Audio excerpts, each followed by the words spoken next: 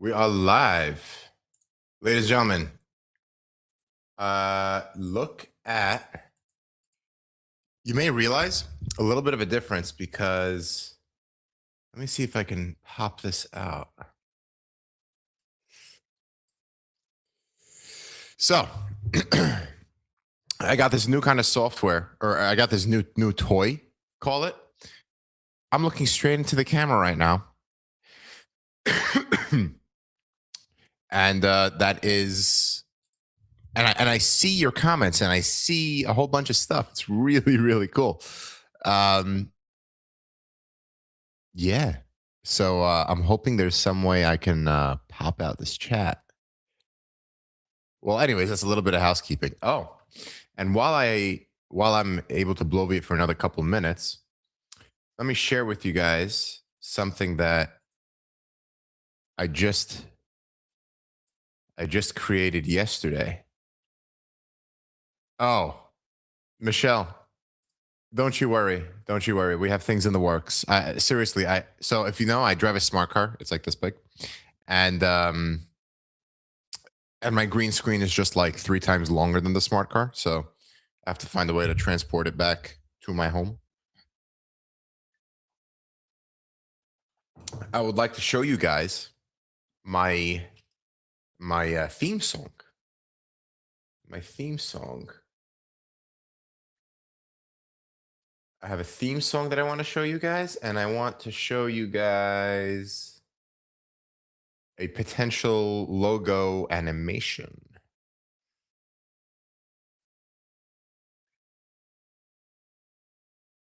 So check this out.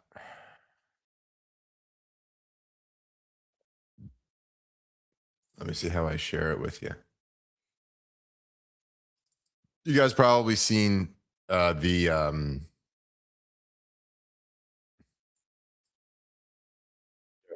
perfect. And then let me get my animation out.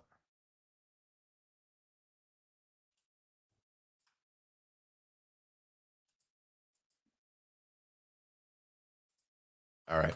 So you guys have probably seen that I've been trying with some level to name the show, the podcast, the marketplace of ideas. And I don't know if I'm going to stick with it for now, but I came up with a couple of candidates here. All right. First comes first. Let me show you the song. Pay attention to the words. It's really cool. Unbelievable what technology can do these days. The thought, let's unpack the thought, see the other side with open eyes, analyze the world around us. This is Chacalo, where clarity is found. The conversation doesn't end here. Continue the dialogue. How cool is that? And then as far as thank you, Robert. And then as far as the automation or animation, sorry. Check this out. Whoops.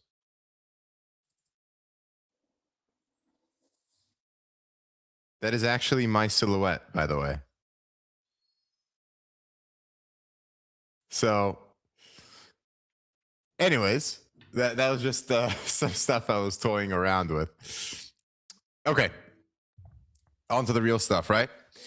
For those of you watching the replay, please let me know, comment below, reach out to me by email.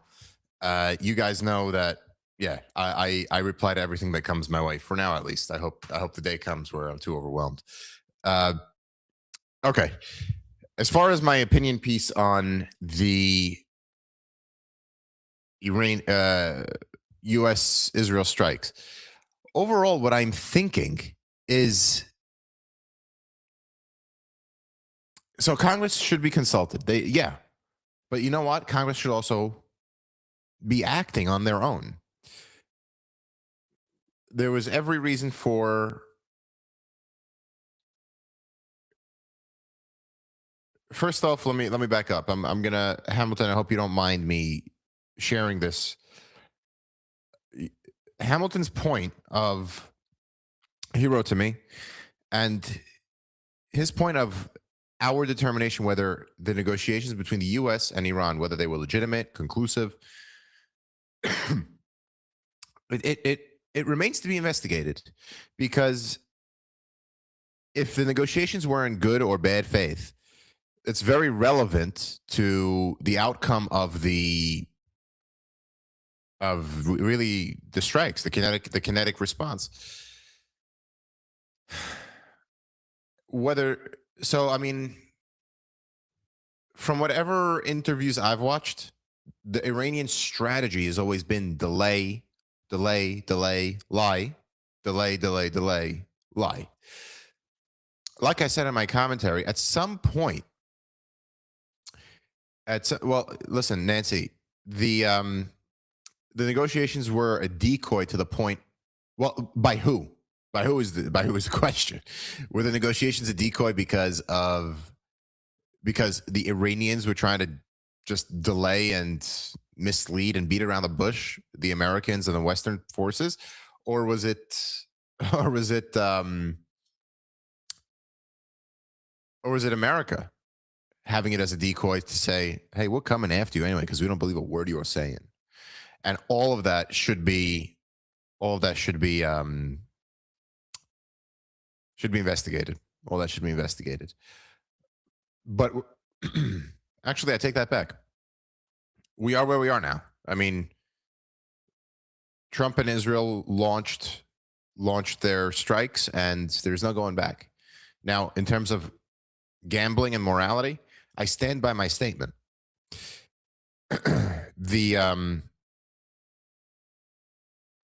Whatever Israel, the U.S., and Iran are doing are all gambles. You know, I was at synagogue. I was at synagogue on Saturday, and I wore a tie with an American flag tie. I was sitting next to my grandfather. God bless him, 89 years old and 100% with it. And this is somebody who grew up in Syria in 1937. Didn't leave till 83, but somebody who really saw a lot in the Middle East. And I sat down next to him. I go, "Grandpa, this is a real bet." He turns around to me. He goes, "For who?" I said, "Of course, for Trump." And he said, "Why not the Iranians?" Boom. My commentary was born. So, huge bet. Frankly, it doesn't matter right now in terms of where the negotiations were, the nuclear negotiations. I would never believe the Iranians giving up aspirations for a bomb. And I don't think anyone else did either. And Trump just had enough of it. He saw beating around the bush. He attacked. But like I also said in yesterday's commentary, I cannot believe that Netanyahu will have his salvation in saving himself electorally for taking down Iran. All of this hinges on the people rising up. All of this. I will also say, I am not happy with the servicemen and women dying. I mean, it's just the result of the country, of the war. But it's something that hits. Because I was so close to joining the armed forces. So close before I went into my 20s. I was going to do it. Whatever. Life got in the way for that.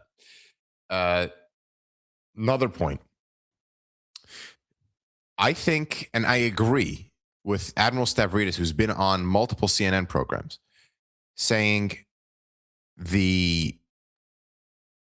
Iranian attacks on the Arab Gulf countries is purely an act of desperation. Iran has attacked a synagogue in Jerusalem. Unfortunately, there were people in the synagogue's bomb shelter when the synagogue imploded.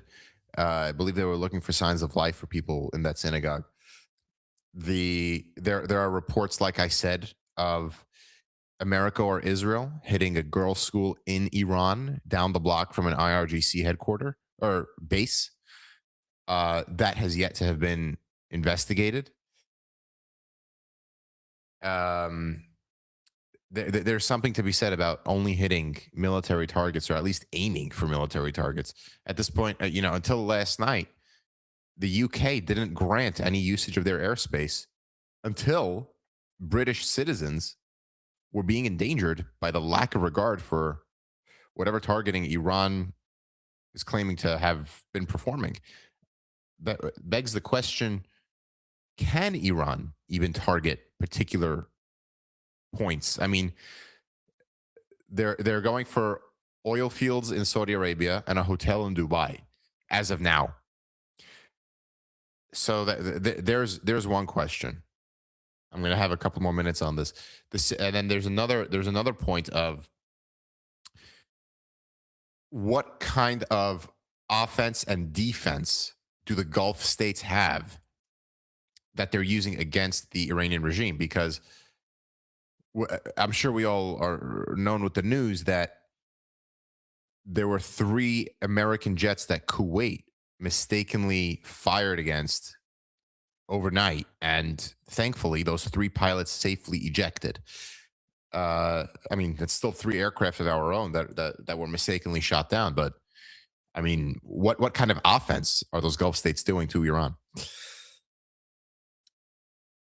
One way or another, there is no way you can take away credit from what kind of a stellar military job Iran and Israel have done. 40 top level officials in the government gone in hours. Whatever your political inclination, remarkable military work. Remarkable. I mean, that's like movie level kind of stuff. You ask me where I think Iran needs to go from here. Right now, they need a unifying figure, a unifying force, and they don't have guns. U.S. and Israel trying to give them guns, and that unifying figure, I believe, is the Crown Prince Reza Pahlavi. And I don't know what his intentions are. Honestly, I believe his intentions are to just do what his dad did. But I think that's the unifying figure that people will rally around for the time being to get rid of the Ayatollah regime that currently exists. Now, whether he'll die or they'll kill him, I don't know. But I think he's got to go back and he's got to lead this.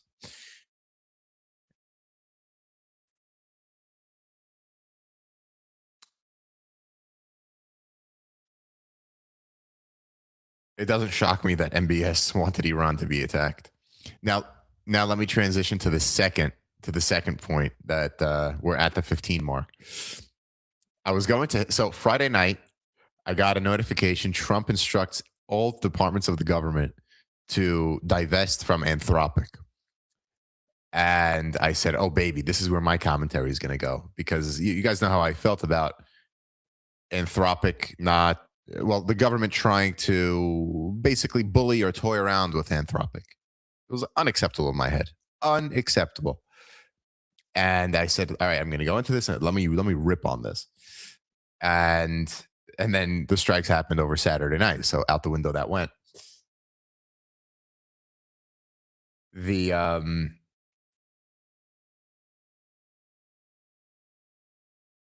So now Anthropic is also somewhat of like second place. So there's a clash between Anthropic and the Pentagon. And on top of that, over the weekend, the government signed a deal with OpenAI, I believe over $100 billion deal. It has me thinking, does the government want both resources? Was this a competitive practice back and forth between the two companies? I don't know.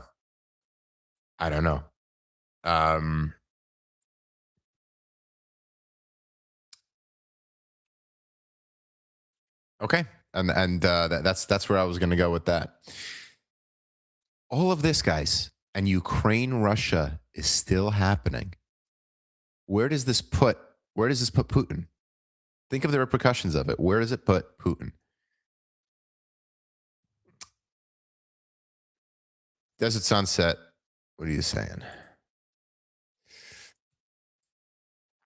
Anthropic is supporting different candidates that support AI. Yes. But does that take away from where Hegseth and Trump want Anthropic to participate in the government? Yeah. CKCJO? Yeah. OpenAI did sign that deal. All right, let's head into some comments. And like I like to say, let's keep it civil.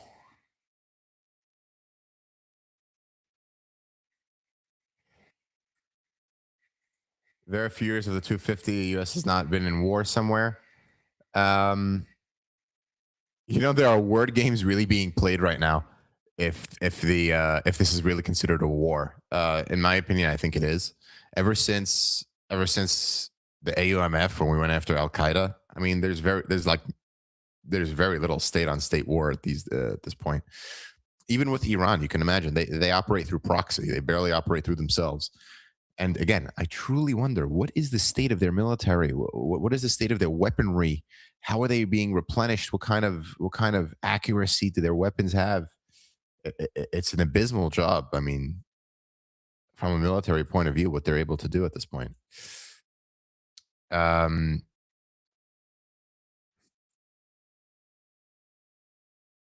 Let's see what else we got.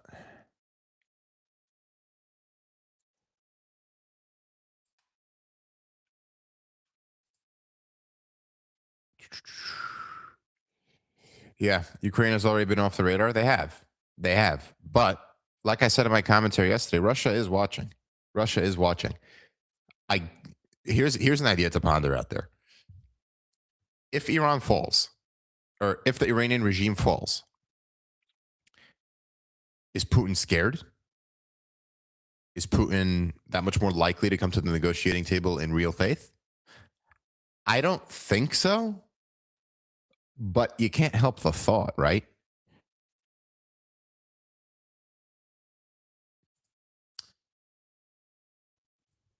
Hamilton, interesting post online that is U.S. is now renegotiation with the 4 largest foreign oil producers globally, forgetting that OPEC hasn't always been favorable to our requests. True. I would like to, actually, let me look it up now. Stock indexes.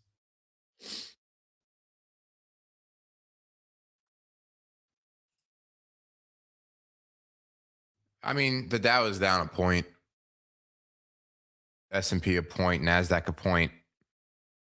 I don't think the markets are really bothered by this. This is interesting.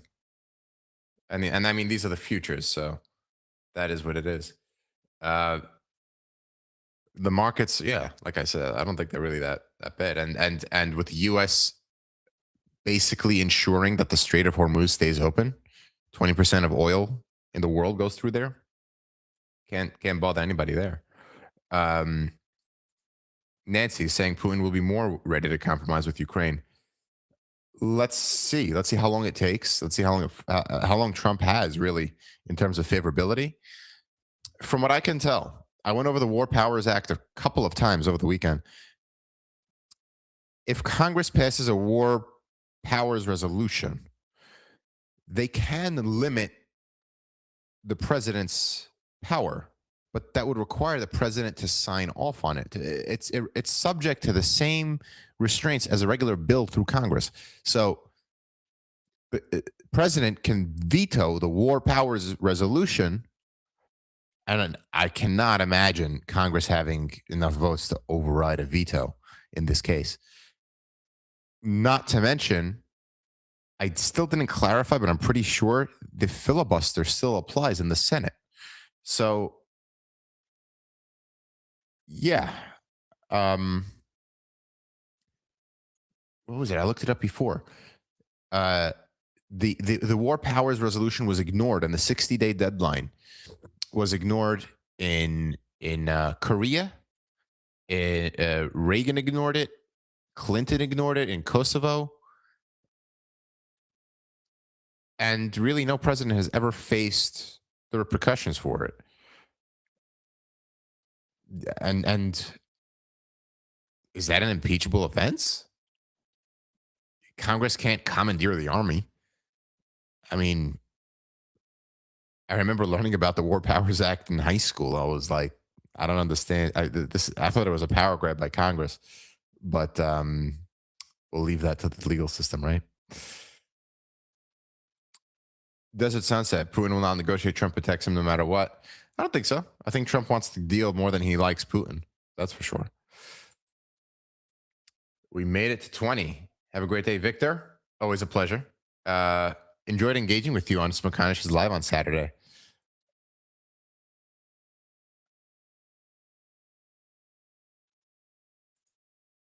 Hamilton, we went over that one. CGO, yeah. Not worried about markets, but there is a murmur how money control and tracking all of us because Iran broke the chain. Not quite sure what to make of that.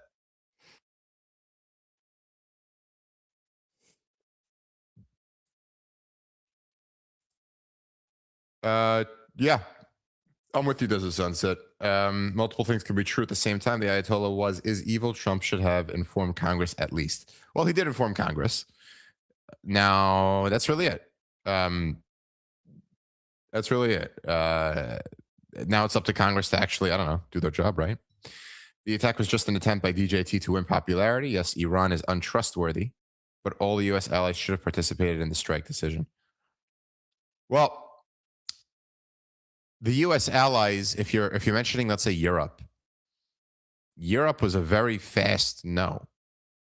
The UK didn't grant any airspace or usage of airspace, and they have significantly important airspace in the region over their protectorates that they said you may not use this for striking Iran. I'm not familiar with the rest of Europe in particular, but I'm thinking back to when the Shah was deposed in 1979. France, Spain, West Germany explicitly said that they were not welcoming of the Shah, given even that he needed medical treatment, because they were dependent on Iranian oil. I'm sure that has to do with their calculation, especially given that they can no longer buy Russian oil in Europe. So what, is this something that you bring NATO into?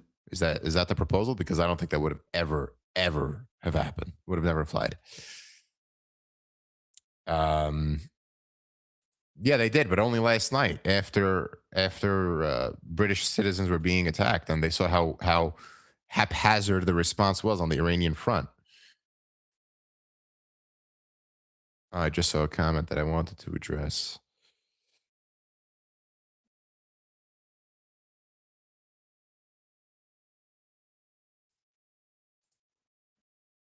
Hamilton, the U.S. has been planning for strikes for several weeks, holding negotiation with Oman as an intermediary.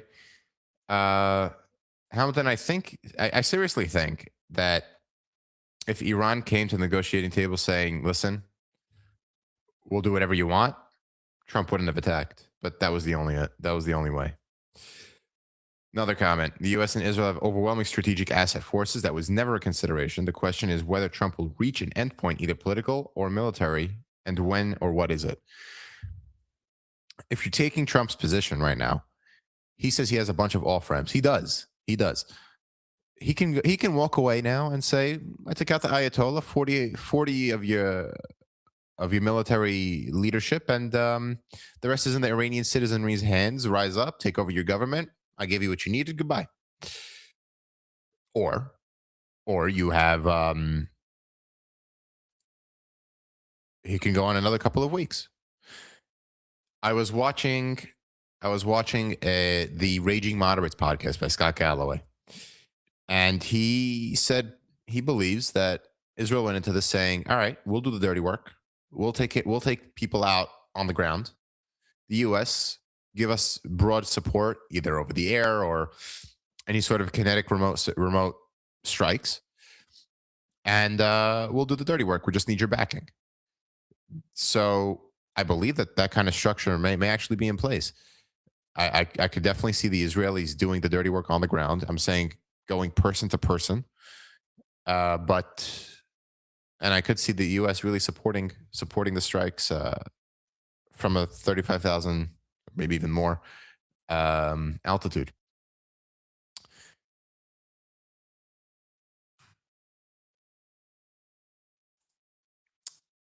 I'm afraid you're right.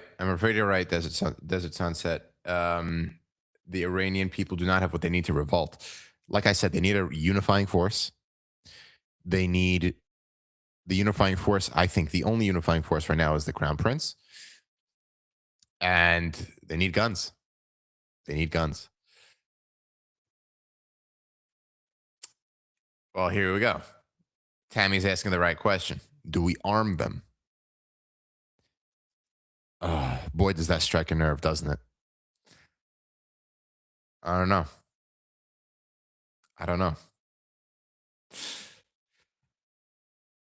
Wow. I really hope our leaders have better answers than I don't know.